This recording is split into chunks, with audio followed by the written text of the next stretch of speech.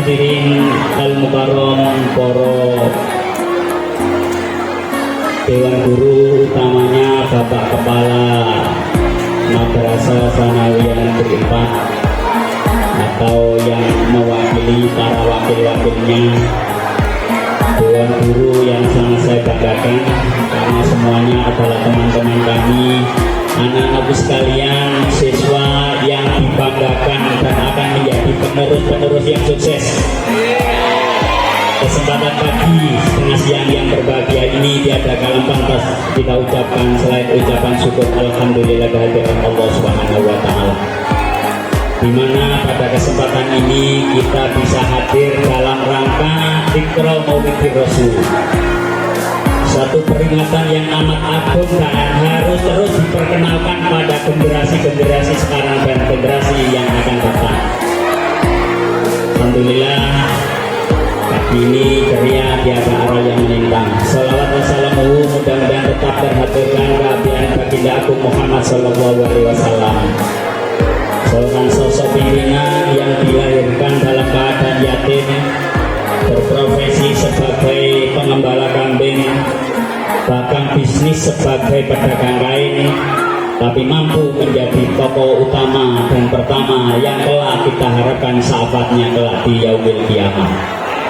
Para hadirin, anak-anakku sekalian, Bapak Ibu yang dimuliakan Allah. Saya buka lembaran sejarah sejak kapan ada peringatan Maulid Rasul seperti ini.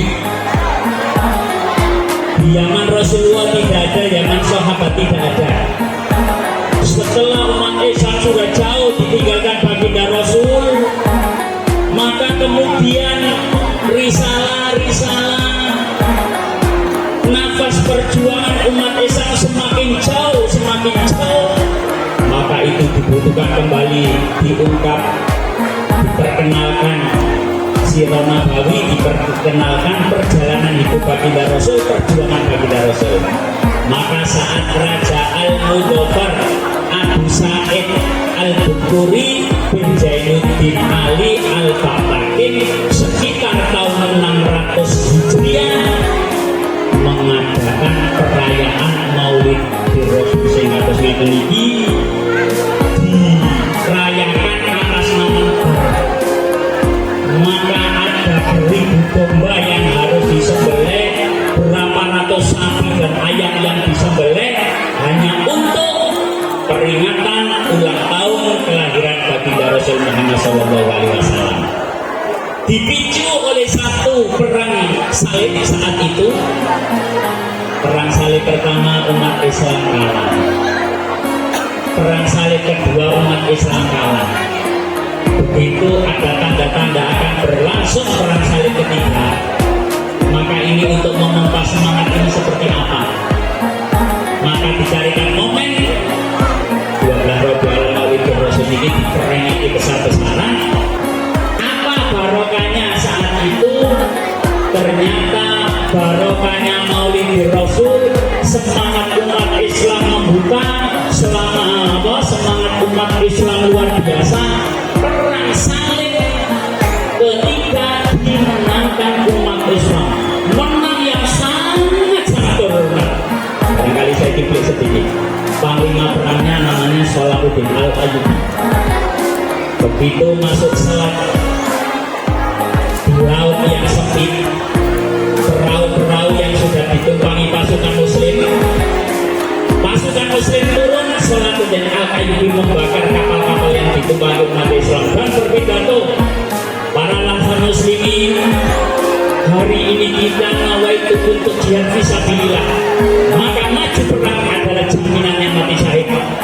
Tatkala Anda licik dan kembali, jaminannya adalah mati syahid. Karena kapal-kapal yang dibangun, semangatnya umat Islam luar biasa.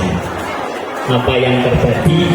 Panglima terbesar perang salib dari kaum kafirin jenenge Richard Lionhead hampir mati, terpanah, hampir terbunuh dan dipegang oleh Salahuddin Al-Ayyubi. Ini dalam sejarah seorang punya akhlak yang amat arif. Apa yang terjadi? Ditanya, Richard, diteruskan perang apa berhenti sejenak. Tapi saya nggak tega, kalau bisa sampai saya obatkan dulu, dibawa ke rumah sakit Dr. Sutomo diobatkan. Bahasa kita seminggu bubar lagi, monggo kita kembali ke Medan, monggo perang dilanjutkan apa bagaimana? Iya dilanjutkan. Bayangkan seorang panglima sekitarnya ini kemudian gak tegal, saya tidak tegal kalau dilanjutkan perang. Ada orang panglima yang seperti itu kebaikannya, ringkatnya kalau dibunuh tendaan sudah mati, tapi masih sempat-sempatnya diobati oleh beliau. Bicara perang nanti berikan layan dari kepala singa di samping pemberani, kepalanya batu, nggak ngerti. Maka perang terjadi kedua, lalu kapara lagi, dikamari lagi, sampai terus kelapa diobatkan seperti ini paranya. Akhirnya diobati, dikompres sendiri oleh Salahuddin Al-Ayyubi. Lanjut perang yang ketiga, jatuh mati. Dan sekian dalam sejarah pasukan orang-orang perang salib ada sebagian yang masuk Islam karena tahu akan kearifannya, ketinggian luhur akhlaknya Salahuddin Al-Ayyubi. Anak-anak sekalian, adik-adik, para siswa-siswi peserta didik yang saya banggakan, apa Rasulullah memperingati Maulid Rasul? Pertanyaan ini dijawab dalam satu hadis. An Abi Qatadah Al-Ansari anna Rasulullah sallallahu alaihi wasallam su'ila an shaumil isnain. Kanjeng Nabi itu ditanya para sahabat, ya Rasulullah, mengapa panjenengan setiap hari Senin selalu puasa? Kalau Nabi menjawab, fihi wulitu, dari kanjeng, wa fihi unzila alayya. Karena hari Senin itu adalah hari di mana aku dilahirkan dan aku pertama kali menerima wahyu. Maka Rasulullah sebenarnya memperingati hari lahirnya dengan versinya setiap Senin dia peringati hari lahirnya sebagai ingatan dengan ditandai beliau selalu puasa di hari Senin. Puasa di hari Senin. Puasa di hari Senin. Kalau anak-anak ini adalah calon-calon pemimpin bangsa, generasi-generasi penerus, jenenge remaja, rencana masih jauh. Maka hari ini saya jawab, kalau panjenengan ini ingin sukses pendidikannya, masa depannya, akan saya berikan kunci kesuksesannya. Ya, guru-guru ini kok rezekinya seret, dapat lancar, maka sesungguhnya ada jalan yang menjadi jawaban. Hari ini saya berikan jawaban itu. Ono duwe anak kok angel diatur, angel ditata. Itu bukan sesuatu yang gampang, tapi ada solusinya. Barangkali saya sudah tunjukkan jawabannya kesempatan ini. Agar hasil dari Maulid Rasul peringatan ini tidak hanya sekedar seremoni, ada satu catatan yang dibawa ke rumah, diamalkan sebagai jalan menuju masa depan yang gemilang. Ketika negara-negara yang hanya dihuni beberapa suku dan mayoritas muslim ternyata perang saudara, Afghanistan, Irak, Kuwait, semuanya terjadi perang saudara. Indonesia yang dihuni 700 suku bangsa, damai, aman, sentosa. Apa sebabnya? Karena barokahnya Maulid setiap tahun. Mengapa?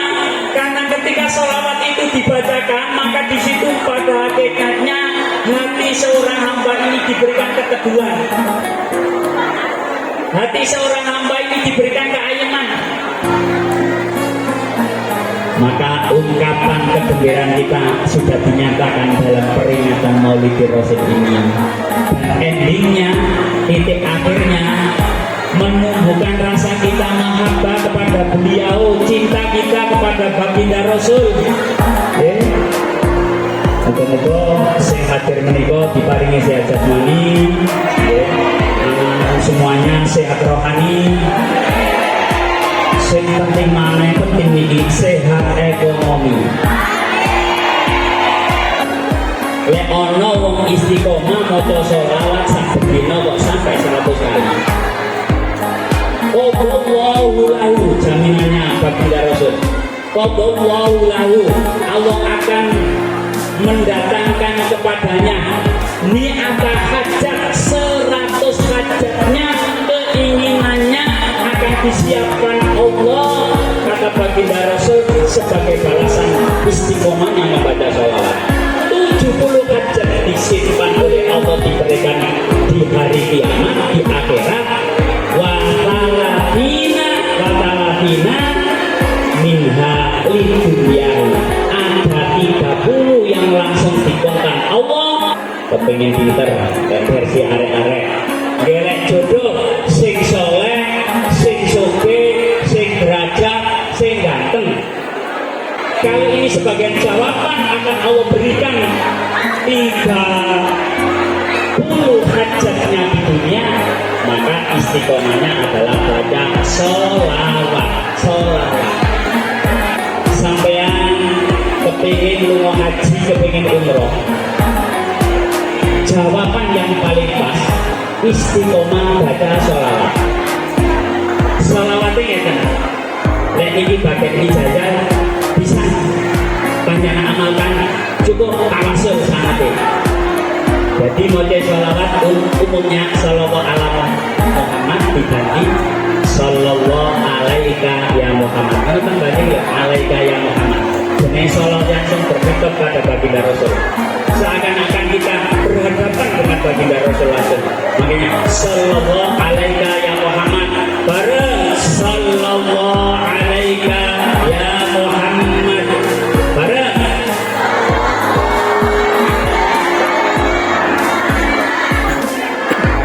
Saya pernah sowan pada Kiai Sepuh, pian baik dawuh, Gus panjenengan haji ping pinten?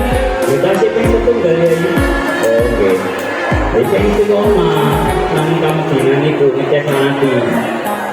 Kula kita sih ping 37. Wong iki wis haji ping 37, umroh ping 24. Mari ngurus wis.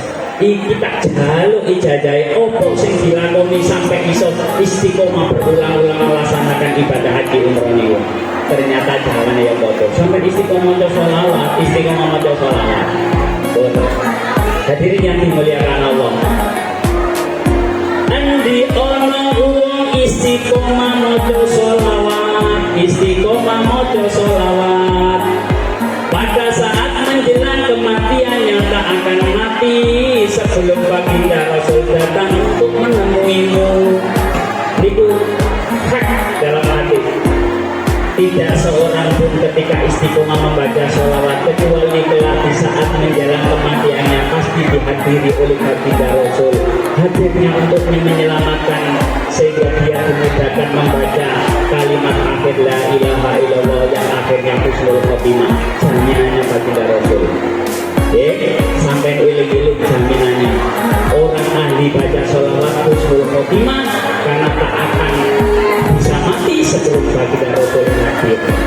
Jawabannya hidup ini berarti salah.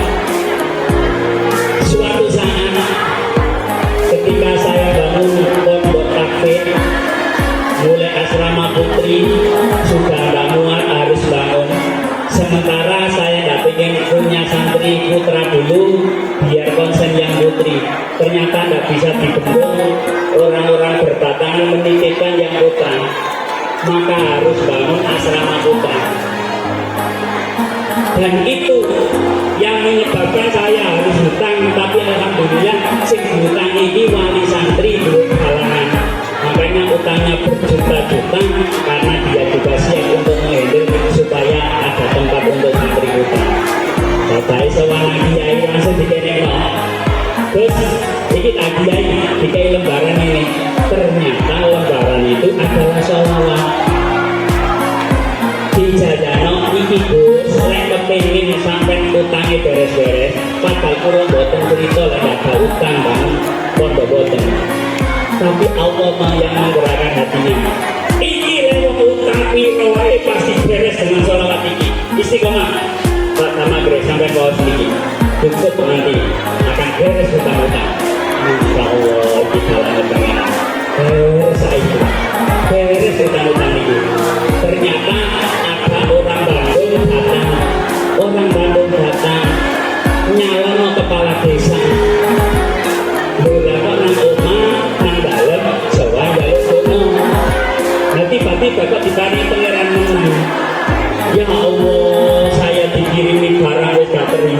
apa maneh kulus.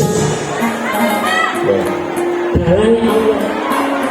Nyalon kepala desa orang Bandung, dia bilang katanya orang Bandung Kiai Jawa Timur ampu-ampu nggih ampu-ampu tapi sanes kula sing ampu boten kula yakin nek jenengan lo yakinnya itulah yakinnya itulah yang menjadikan kemudian Allah ngepakno kok menang kan DKB wonten rumah dijual 3M sudah 1 tahun dikawal-kawal orang Bandung nang omah mari teko omah hanya butuh 1 bulan payu maka saya dia itu uang bisa melunasi utang itu adalah barokahnya sholawat itu fakta tak habis biniknya kalau sampai saking ampuhnya istimewanya fadilah sholawat sampai nyawrit lancar ya di sholawat malah dalam satu hadis Bapak Ibu guru kita ini orang yang jadikan contoh lek guru-gurune duwe anak terus anak ibu membunuh sukses-sukses itu sudah menjadi cerminan di masyarakat ya itu nih kula niku gak ada pondok tampil anak kula apa Quran kabeh nggih kan iki kok sing itu balik ke proses ya Quran. Dan sebab ini jadi contoh barometer di masyarakat anak guru sukses-sukses maka masyarakat melihat guru pinter didik lek didik anak wong sukses-sukses anak dhewe sukses itu sudah saru maka punya PR kita ini para bapak ibu dengan guru sukses kita mendidik anaknya orang lain harus sukses mendidik anak kita dunia itu jawabannya ada di dalam satu riwayat wonten kitab Fadhailul Sholawat niku enten keterangan di barokati mulazamati sholawat ala hadri rasul kal haqqu bil waladi barokah lewat istiqomah mulazamah terus menerus baca sholawat maka tetesan keberkahan itu akan mengalir dan menetes pada anaknya tidak cukup anaknya wabil waladil walad bil waladi wabil waladil walad dan anak cucunya, anaknya oleh keberkahannya, cucu-cucunya mendapat keberkahannya, orang tuanya ahli baca sholawat maka gununglah sukseslah dia anak-anak kita Habib Lutfi yang terkenal menjadi tuan para habaib di Indonesia selalu tahu nanti orang anaknya sukses anaknya gunung, anaknya soleh duriatan toyibah pasti orang tuanya ahli baca sholawat karena yang paling cepat meluluhkan hati seorang anak adalah dengan akarnya sholawat. Pantes lek ana guru nek rumah tangga kok tukaran sak bojo ora pantes dhewe iki guru ku disawang seru karo masyarakat maka salah satu yang bisa meredamkan menyejukkan di tengah-tengah keluarga suaminya ahli baca sholawat ibunya ahli baca sholawat adem aja berumah tangganya memang itu jaminannya baginda Rasul atas orang-orang yang ahli baca sholawat berarti sholawat ini sudah menjadi satu jawaban terus tak mau contoh pirang-pirang sampean tak mau contoh pirang-pirang adalah barokahnya sholawat saya kira sudah cukup dalam kesempatan ini sedikit apa yang saya sampaikan mudah-mudahan diberi hidayah dan inayah Allah Subhanahu wa Ta'ala sehingga ada akar, sehingga ada yang dibawa pulang, ada perubahan dalam hidup ini. Sekali lagi endingnya reformasi nasib dan nasab. Nasibnya ayo tambah ape, anak turunnya nasabnya ayo tambah ape, maka jawabannya saya jawab baca sholawat. Itu sih bukan pulang monggo diturunno sedaya murid MTS Negeri 4 diberikan kelancaran dan kemudahan dalam thalabul ilmi, diberikan prestasi yang gemilang, guru-gurunya diberikan kesehatan jasmani, rohani, ekonomi, Nggih, diparingi anak turun ingkang soleh solihah, rezeki lancar, melimpah ruah dan barokah, sedaya pinjing menawi pejabalan kakang husnul khotimah, al-fatihah. Alhamdulillah, Bismillahirrahmanirrahim.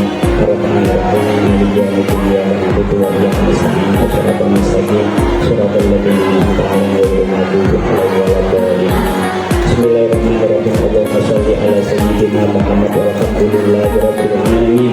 Allahumma sholli ala sayyidina Muhammadin fatihil lima ughliqa wal khatimi lima sabaq nasiril haqqi bil haqqi wal hadi ila siratikal mustaqim wa ala alihi haqqa qadrihi wa miqdarihi azim. Salatan tafasulana bi abwa ridha wa taysir wa tuliku bi anna abwa tasarri wa ta'sir wa taqulu lana bi awliya wa rusula anta wa rabbuna wa maulana wa ni'mal maula wa ni'mal nasir. Allahumma lakal hamdu wa lakal mustaqa wa antal musta'an wa la hawla wa la quwwata illa billahil aliyyil azim. Allahumma rizqna qalban khashi'an khadi'an dhari'an wa iman bahagiatan wa badanan shafihan sabiran wa yaqinan sadiqan bil haqqi sadiqan taubatan nasuhan wa lisanan dhakiran wa hamidan wa imanan shafihan wa rizqan halalan baitan wasi'an wa ilman nafi'an wa ilman nafi'an wa ilman nafi'an wa waladan sholihan balamidan sholihin nafi'in salimin najihin wa sahiban wa fukan wa sinan tawilan fil khawli mustaqilan bil ibadatil khalisah wa khuluqan hasanah wa amalan sholihan mutaqabbalan tawbatan maktulatan wa darajatan rafi'atan wa mar'atan mu'minatan ta'i'ah. Allahumma barik lana fi dzurriyyatina wa la tadurruhum wa waffiqhum li ta'atika warzuqna birrahum. Rabbi ij'alni muqima sholati wa min dzurriyyati rabbana wa taqabbal du'a. Rabbana atina fid dunya hasanah wa fil akhirati hasanah wa qina adzabannar.